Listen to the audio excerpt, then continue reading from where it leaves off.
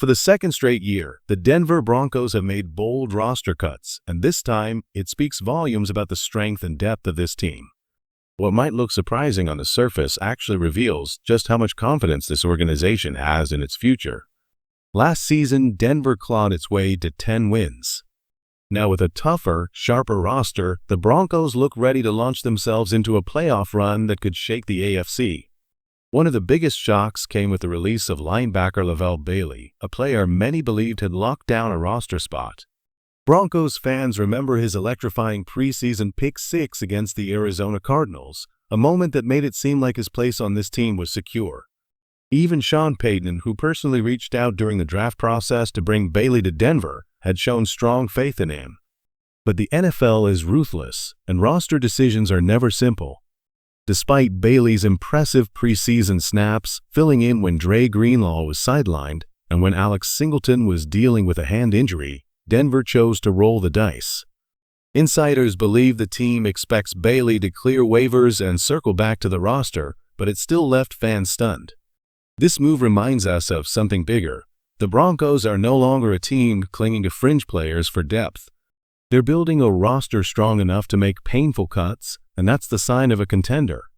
It was clear how much this team respected Lavelle Bailey and how much defensive coordinator Vance Joseph valued him. But his release sends a powerful message. Sean Payton believes in the health and reliability of Dre Greenlaw and Alex Singleton. Many in Broncos country doubted Greenlaw's durability, questioning if he could stay on the field. If Payton truly shared those concerns, Bailey would almost certainly still be wearing orange and blue. Instead, Denver doubled down on confidence in their linebackers, proving that these cuts were about strength, not desperation. The Broncos also continued a proud tradition, giving an opportunity to an undrafted free agent. Time and again, this franchise has found hidden gems outside the draft, players who end up becoming difference makers when it matters most. Last year, Bailey logged over 100 snaps, mostly on special teams, with a handful of appearances on defense. But this time, another undrafted talent stole the spotlight, Reed, a relentless force out of Utah. Against the Saints, he was everywhere, pressuring quarterback Tyler Shaw, disrupting plays, and making life miserable for the offense. And against the 49ers, he delivered a game-changing moment, reading the quarterback's eyes, dropping into coverage, and snatching the ball as if it were meant for him all along. The NFL is a league of momentum built on, "What have you done lately?" Denver knew Bailey had talent, but Reed's rise was undeniable. Other teams may chase Bailey's potential, but the Broncos are betting on Reed's ceiling, and right now, that ceiling looks sky-high. The Broncos believe Lavelle Bailey will likely clear waivers, giving them the chance to bring him back on the practice squad. Under Sean Payton, the practice squad isn't just a reserve list, it's an extension of the active roster. Time and again, Payton has pulled players straight from the practice squad and plugged them into starting roles without hesitation. If Bailey returns, don't be shocked if he suits up against the Texans in the near future. Still, his absence from the 53-man roster is a reminder of just how confident Payton is in Dre Greenlaw and Alex Singleton. If there were lingering doubts about their long-term health, Bailey would have stayed. Instead, Payton doubled down on his vision and placed his trust in his linebackers. Meanwhile, Kareem Reed continues to shine. His rise isn't a fluke. The same disruptive instincts we're seeing now were on display during his days at Utah. His ability to contribute on special teams makes him even more valuable, and that versatility clearly factored into the decision to keep him over Bailey. But Bailey wasn't the only surprise. Another tough cut came when rookie tight end Caleb Lohner, the Broncos' 7th-round pick, failed to make the roster.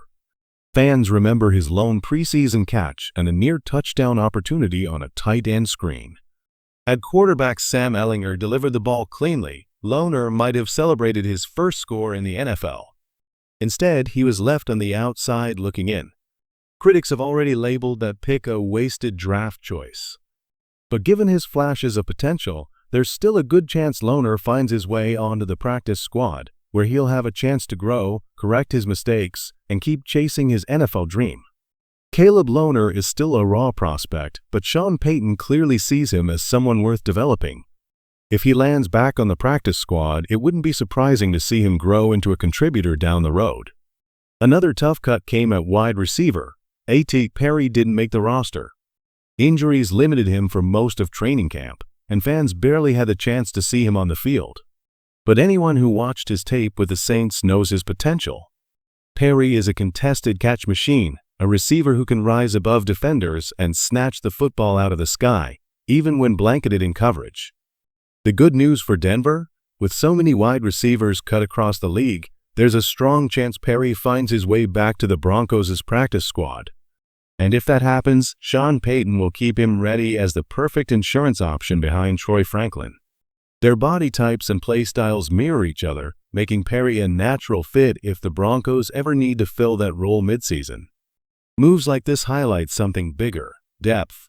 This roster is no longer thin and scrambling for answers. Denver is now cutting talented players simply because there isn't enough room, a problem every contending team wants to have. The Broncos also placed Drew Sanders and Michael Burton on injured reserve, sidelining them for the first 4 weeks of the season. While it's a setback, it also frees up roster spots. And when they return, both are expected to contribute meaningful snaps, especially Burton, whose versatility at fullback adds real value to this offense. One of the most fascinating storylines moving forward is Drew Sanders. Since arriving in Denver, he's been shifted around so many times it feels like he's played half the positions on defense.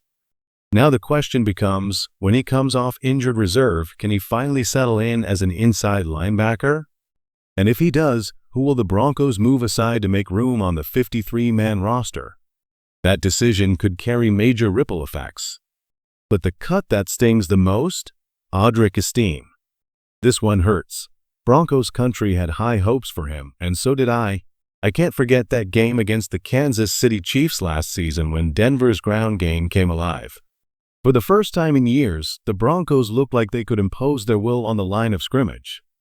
Estim ran fearlessly, grinding out yards and wearing down defenders with every carry. Yes, his preseason flashes were inconsistent. He didn't look like the same battering ram until that final game. But Estim is the type of player who gets stronger as the game goes on, the kind of runner defenders hate to see in the fourth quarter.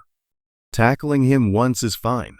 Tackling him 20 times? That's a nightmare. The reality, though, is that Denver's running back room is loaded, with J.K. Dobbins, the best back in the division last season, and the explosive R.J. Harvey. The opportunities for a third running back would have been slim. 3 or 4 carries a game aren't enough to showcase what Estim can do. And as much as it hurts, the Broncos made a tough decision to prioritize proven production over raw potential. Still, this is the kind of cut that reminds us how brutal the NFL can be. Sometimes it's not about talent, it's about numbers, timing, and opportunity. From a roster-building standpoint, Sean Payton made the tough but logical call. Players like Jaleel McLaughlin and Tyler Beatty can do more with just a handful of carries, while Audric Estim needs volume, 20 carries a game, to unleash his full power. That opportunity simply wasn't going to exist in Denver's crowded backfield. As much as it hurts, Estim will likely find a new home quickly. There are too many running back needy teams across the league for a talent like his to sit idle for long. Broncos country may never see him in orange and blue again, but his NFL story is far from over. And when you look at the bigger picture, these moves highlight just how far this roster has come. Think about it: Devon Veal, Lil Jordan Humphrey, and Lavelle Bailey, all players who logged real snaps last season, couldn't even make the cut this year. That's not regression, that's evolution.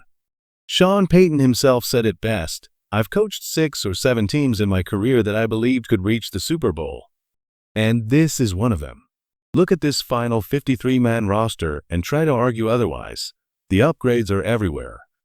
The run game? Stronger than ever. Last season, Estim was the back fans were most excited about. This year, he couldn't even crack the rotation because J.K. Dobbins and R.J. Harvey raised the standard that high. Linebacker? Last year, Denver leaned on depth players just to get by. Now proven talents like Dre Greenlaw and Alex Singleton lock down the middle of the defense. And at tight end, the Broncos added Evan Engram, a weapon who instantly transforms the offense. This isn't just a roster, it's a statement. The Denver Broncos are no longer patching holes. They're building a powerhouse. This is the kind of roster that gets you fired up. The Denver Broncos are young, hungry, and dangerous. Look across the AFC West, and the contrast couldn't be clearer. In Las Vegas, the Raiders' top receiver is asking for a trade while the team scrambles to sign veterans past their prime. In Los Angeles, the Chargers just added a wideout who failed to make an impact with the Bears. Meanwhile, Denver, every position group is younger, faster, and stronger. This is a team on the rise, not one clinging to the past. Another telling move, the Broncos carried 7 defensive linemen. Normally, Denver rolls with a 3-man front because of how their outside linebackers are used. But this decision reveals how highly Sean Payton and Vance Joseph value the defensive line. And they're right to. Just look at the Philadelphia Eagles a year ago. They nearly toppled Patrick Mahomes by unleashing the best defensive front in football.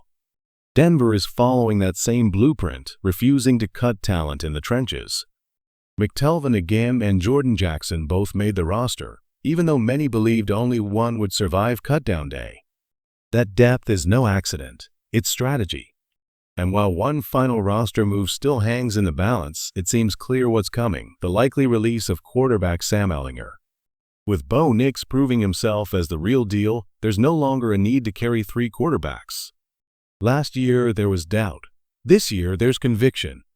The message is simple: this is no longer a team searching for answers. The Denver Broncos know who they are, and they know where they're headed. The reality is simple: if both Bo Nix and Jarrett Stidham go down, this team's season is in serious jeopardy. Sam Ehlinger isn't the answer, and that's why moving on from him makes sense. What excites me most, though, is how the Broncos are staying ahead of the curve. Look at how they've managed their roster. Look at how quickly they've locked up key players. Other teams, like the Bengals, are handing out massive contracts that eat up their salary cap. Trey Hendrickson just signed a $30 million per year deal, while Cincinnati already pours most of its money into Joe Burrow, T. Higgins, and their offensive line. That's the kind of financial squeeze Denver has avoided. The Broncos have built smartly, built patiently, and built through the draft. And it's working. Outside of late-round swings like Audric Esteem and Caleb Lohner, nearly every recent pick has hit.